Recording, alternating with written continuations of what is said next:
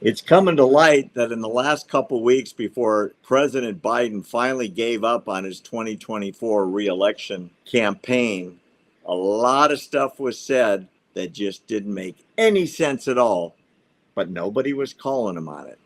We're going to give you some examples.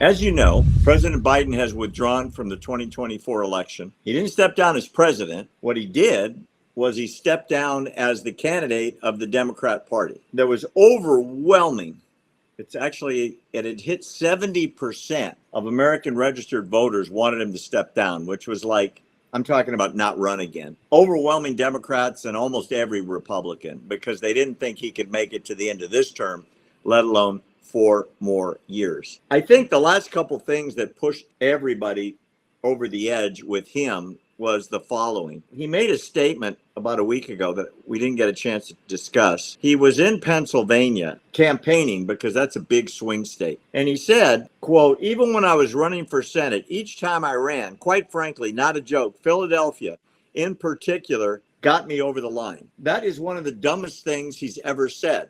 Here's why. When you run for Senate, the only people that can vote are the people that live in your state. And he's not and was not the senator from Philadelphia, which is Pennsylvania.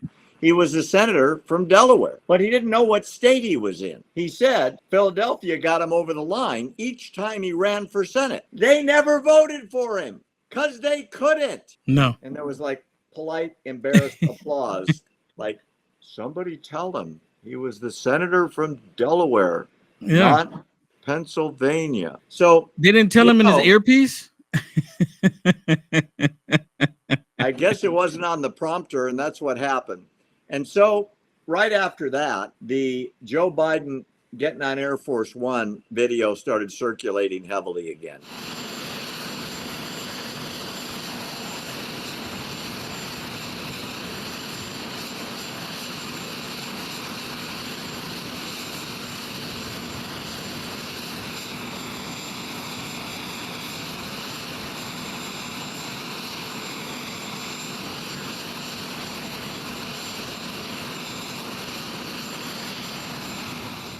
Two iconic images. He can't walk upstairs and he can't talk at a debate. And finally, when the donors pulled out, that was it. So here's my question for you. Karine Jean-Pierre was making speech after speech in the White House press room declaring he runs circles around all of us. He has unlimited energy.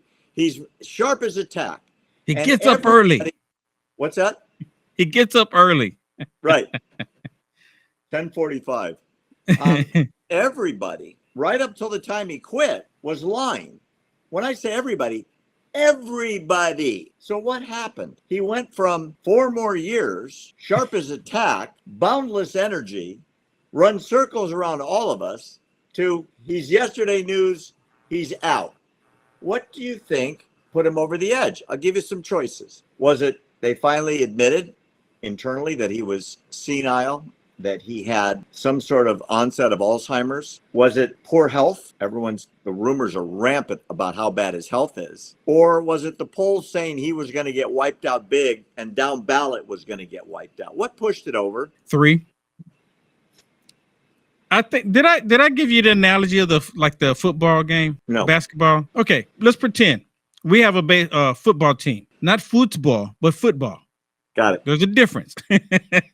And we get into the fourth quarter, Barry. Our team is not winning. We have our quarterback, and the quarterback is not doing good. Now, we have a secondary quarterback, but we have a suspicion that the secondary quarterback is not going to do good either. But we need the quarterback to step down because we're going in the fourth quarter. We're down. We're not, it's not looking good. We're not going to win this game with the team that we came to the ball game with. So we want to switch out the players, not the players that are on the active team that's playing on the field. We need to bring in a new team. Now we can bring the secondary and have the secondary quarterback. We'll bring that person to the top of the ticket, to be the main quarterback, but we need another secondary quarterback to play because we're not doing really good in this game. They're wanting to change out their players in the fourth quarter. That's exactly what this is. We don't like the way the direction of the game is going. We want to change out the players. That's exactly what it is. I know it's like a cheap analogy, but that's it 100%. The poll numbers are not looking good for Joe. And after the debate, his poll numbers went down even more. And after all of the dirt that they've done to President Trump poll numbers keep going up. It's like, that's not how it's supposed to work here. That's not how it's supposed to happen. President Trump is supposed to go down the poll numbers. Joe Biden's supposed to go up, even though he's looked like he's at weekend at Biden's or Bernie's, whatever you want to look at it. I think I agree with you. Nobody cared within the DNC or even the White House staff that he was incapable of functioning as president. What happened was the polls were so overwhelming, as you and I have discussed, there was an avalanche coming in the Electoral College.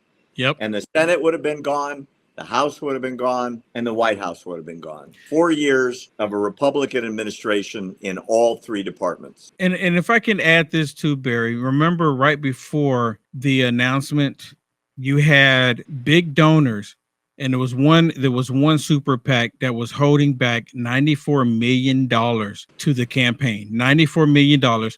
These donors told Barack Hussein Obama, Hillary Clinton, Nancy Pelosi, Chuck Schumer, you either get Joe to step down in the fourth quarter in this game that we are losing, or we're going to hold back our funds. We're going to hold back the money.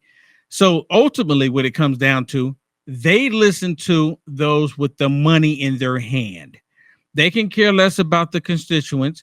They can care less about the country. It's about money and power. If you want to retain this, you're going to have to get Joe Biden to step down. Because Joe, just a week before that, Joe Biden said he's going all the way. He's not stepping down. He's not going to drop out.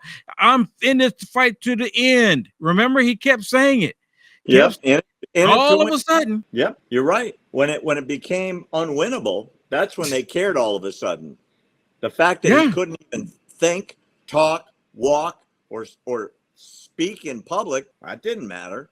No. Because he wasn't making the decisions anyway. And maybe one of these days we'll find out whether it was Hunter or Jill. God knows who else. Exactly.